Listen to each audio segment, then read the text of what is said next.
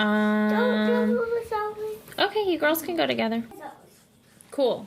All right, just make sure you clean up whatever mess you make, all right? Okay.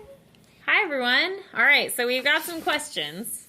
So we're going to pick a couple and just take a stab at them because a lot of people have questions about foster care and adoption or adopting through foster care or what's the point and all that stuff. And let me start with a question that was asked on YouTube. Somebody asked, are you stealing people's babies? Which I think is a good question. Okay, so we obviously, no one wants, well, maybe some people, no one should steal another person's baby. So I think it's important to say that the goal of foster care is reunification. Always, always, always. And it's so important that we know that the court system's goal is to get that kid back with their original family. We want to know that everything was done to help the parents who gave birth to this child to get that child back and to be able to raise that child. And so it's good. It's so good for people to know that the first goal is reunification.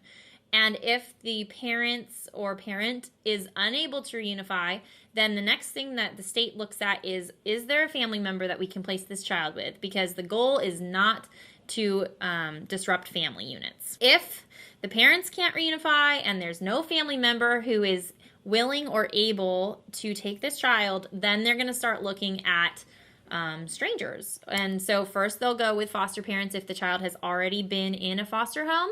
Then often they'll ask that foster family if they're interested in adopting.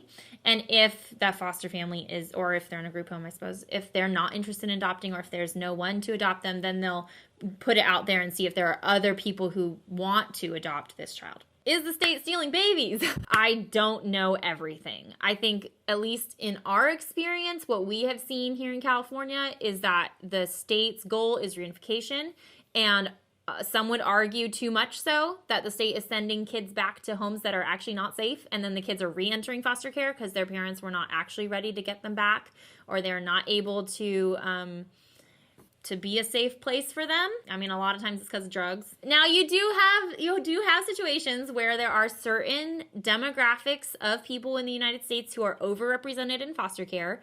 So that is, that's a little bit controversial. Like, why are there so many Native American children in foster care proportionate to the rest of the demographical, landscape ethnically?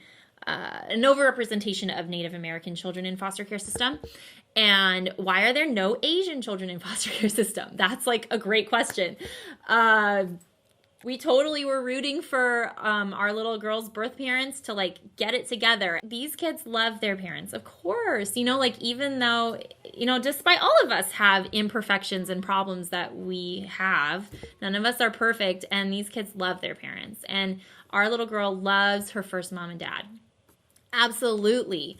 But if it's not a safe place for her to return to, then it doesn't really matter how much she loves them or they love her. If it's not safe, then... So is the state stealing babies? I think no. There's a lot of checks and balances. That's why the court system operates separately than the social welfare system or the child welfare system, to try to keep each other in check. Does it ever happen? I mean, it can't say that it never happens. Now, this maybe is not the question that most people are thinking about in terms of what you want to ask us, but it was a question that popped up. So if you have a question that you're interested in hearing us answer to, please comment below. If you want to tell me I'm wrong, you can go ahead and do that too. Hopefully this will be helpful for you. Bye.